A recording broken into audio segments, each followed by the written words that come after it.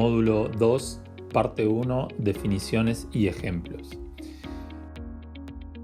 Veremos ahora algunas definiciones que nos interesan dejar sentadas como base para este y futuros trabajos. Ustedes saben que, o deberían saber a esta altura de la carrera, que el sistema de aprendizaje de la arquitectura no es lineal. De tal forma recurrimos así a conocimientos previos de ustedes permanentemente, pero también deben saber que aquello que vean hoy puede ser requerido en el futuro y sería deseable que hagan incluso ese ejercicio intelectual de relacionar lo que van a ver hoy con lo presentado en la clase anterior y lo mismo en las siguientes. No pretendemos que adquieran conocimientos estancos, sino absolutamente relacionados entre sí.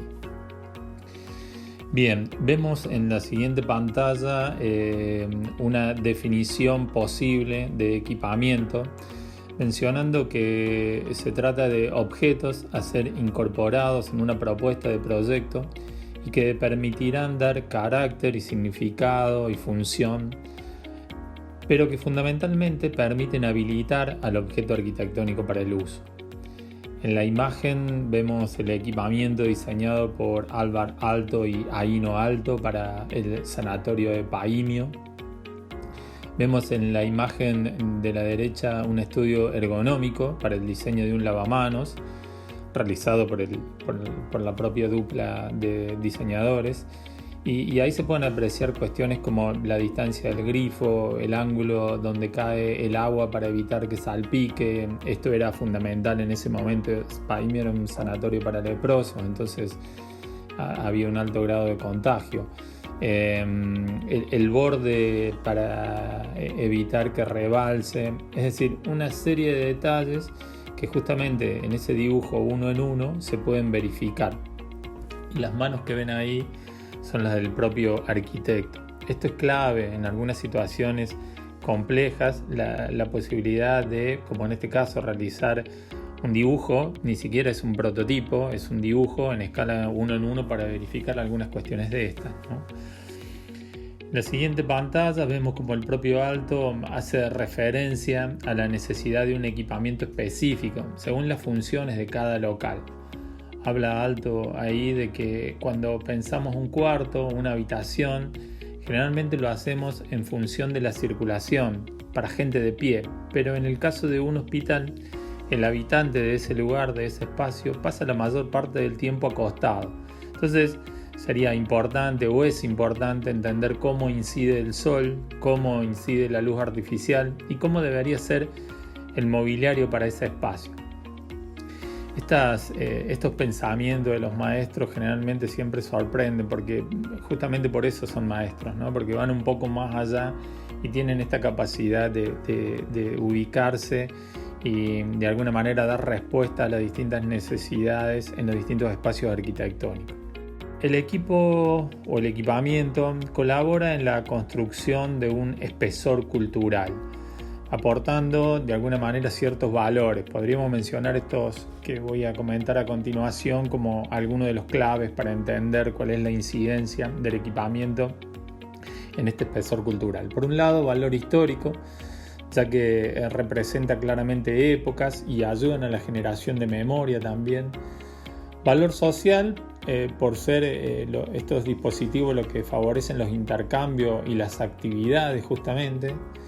Y cierto valor simbólico, porque de alguna manera significan o representan acciones y funciones en algunos casos que ayudan a generar identidad. Y finalmente cierto valor estético, porque colabora junto con la caja arquitectónica en la construcción de una imagen determinada. Es así como vemos, por ejemplo, en el caso del ejemplo que tienen ustedes ahora en pantalla, que es el Maxi de Roma, proyecto de Zaha Hadid, es el Museo de Arte Moderno del siglo XXI. En la imagen podemos leer cierta coherencia formal, tecnológica y material entre el objeto arquitectónico, entre la caja contenedora y el equipamiento, como se ve ahí ese mueble de recepción que veían en la pantalla anterior y acá que se ve un poco en contexto, que comunican un significado preciso, ¿no? Otorgando cierta identidad de conjunto. La imagen interior y exterior dialogan, cada uno de ellos, en una escala precisa.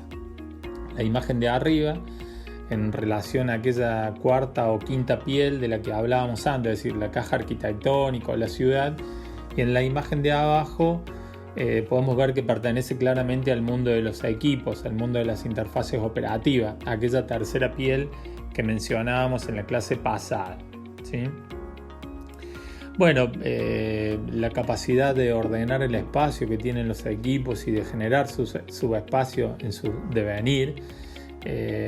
Cada equipo tiene, como veremos más adelante, diferentes estrategias constructivas. En esta séptima pantalla podemos ver los modos de instalación, una imagen determinada por el diseñador.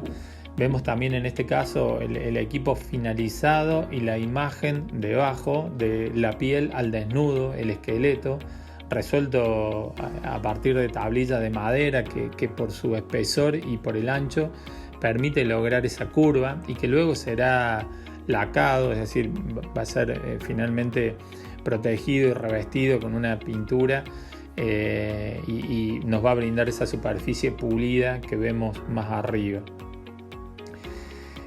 En arquitectura diseñamos mobiliarios y equipo ad hoc. ¿Qué significa esto? Bueno, ad hoc es un término griego que significa hecho para una situación determinada, que tiene por objeto, como decíamos antes también, reforzar la comunicación de la institución, evitar de alguna manera referencias externas, colaborando en la identidad de la imagen corporativa o institucional del encargo de arquitectura. Esta propiedad de los equipos tiene que estar reforzada por el resto de los componentes del espacio, tanto los componentes físicos como los soleados, pisos, la luz, el cielo raso, las envolventes, el resto de los elementos que brindan confort dentro de un espacio, como también por las encargadas de generar atmósferas, aquellas variables encargadas de generar atmósfera que refuerzan las intenciones de un diseño, ¿no? Es decir, los puntos de fuga, la incidencia de la luz en los distintos elementos que componen un espacio, la capacidad de marco de la propia arquitectura, las tensiones, etc. En esta pantalla podemos ver que todo equipo necesita de cierta lógica constructiva, ¿no? Para su montaje y en algunos casos para ser desmontados. Acá vemos cómo se está aproximando, cómo ese equipo está llegando al lugar donde va a ser instalado a partir de una grúa, es decir, hay todo un trabajo previo de logística para que pueda ser montado, ¿no? Entonces, como digo, tanto para el montaje como para en algunos casos el desmontaje también de esos equipos, especialmente en las arquitecturas efímeras. Tener en cuenta la modulación, los vínculos, las uniones, el tamaño de los componentes que deben ser previstos con anticipación. Generalmente el equipo es producido no in situ, sino que se utilizan talleres de herrería, carpintería, talleres mixtos y otros, para luego en la obra generar solo un montaje y terminación, ¿sí? Bien, en esta imagen podemos ver aquí un ejemplo que de alguna manera resuelve la misma situación. Esto es un mueble de recepción y se trata en este caso del mueble de recepción diseñado y pensado para el Museo de Londres, realizado por el estudio Pulcroft, pero lo traemos justamente como un contraejemplo de lo que vimos anteriormente. No se ve aquí consideración alguna por la preexistencia, la forma del equipo no dialoga con el espacio, con lo previo, no se tuvieron en cuenta esas columnas que irrumpen sin criterio alguno. El solado tiene una lógica que no se tuvo en cuenta a la hora de diseñar el equipo para involucrarlo justamente con ese espacio. La atmósfera o la materialidad, que si bien puede ser una buena estrategia contraponerse diametralmente a lo existente, generando un juego de opuestos, aquí, debido a las contradicciones antes mencionadas, pierden ese efecto. Es decir, Vean cómo en el caso anterior esta unicidad entre caja arquitectónica y objetos de equipos de alguna manera colabora y construye un lenguaje claro, explícito y absolutamente coherente, distinto a lo que veíamos acá, ¿sí? Bien, entonces luego de discurrir por algunas de estas cuestiones, luego de ver estos ejemplos y como complemento de lo visto en las clases anteriores, podemos responder a esta pregunta, ¿no? Si es posible si es posible habitar sin equipar. Seguramente se les ocurren ejemplos o espacios sin ningún tipo de mobiliario o elementos que permitan un hábitat digamos cotidiano. Yo les traigo aquí el Museo de Teshima de Nishizawa. Solo a los fines ilustrativos, en la imagen de abajo vemos el modo constructivo de este museo, donde el mismo terreno, la misma loma de tierra es el que se ofrece como encofrado. Una vez fraguado todo ese hormigón será quitado para generar esa especie de caverna blanca y pulida que será el museo. Pero simplemente lo traigo a referencia porque bueno, estamos en una facultad de arquitectura y estas cosas son interesantes para verlas desde el punto de vista de la simplicidad y a su vez de la complejidad de la forma, ¿no? Imagínense generar ese encofrado, lo que demora y los costos que tiene. Pero digo, esta imagen la traíamos, o este ejemplo lo traíamos a colación porque se trata justamente de un espacio vacío donde hay una carencia absoluta de equipos o de mobiliario. Es solo útil para la contemplación y el silencio, ¿no? Es un museo específico en donde ciertas gotas de agua caen y a partir de una serie de situaciones de magnetismo mineral y demás se van moviendo. Pero digamos, es un ejemplo de eso, ¿no? Del vacío, que no sirve mucho más que para eso. Es decir, se trata de espacios especiales, pero no cotidianos. Quizás tampoco muy urbanos. Y podemos concluir entonces que si bien necesitamos equipar para habitar, sí es cierto que habitamos a partir de un vacío tridimensional. El estudio de la relación entre ese vacío y los equipos, más los complementos del espacio, esto es solados, cielos rasos, elementos de confort, etc., es lo que trataremos de resolver en esta asignatura.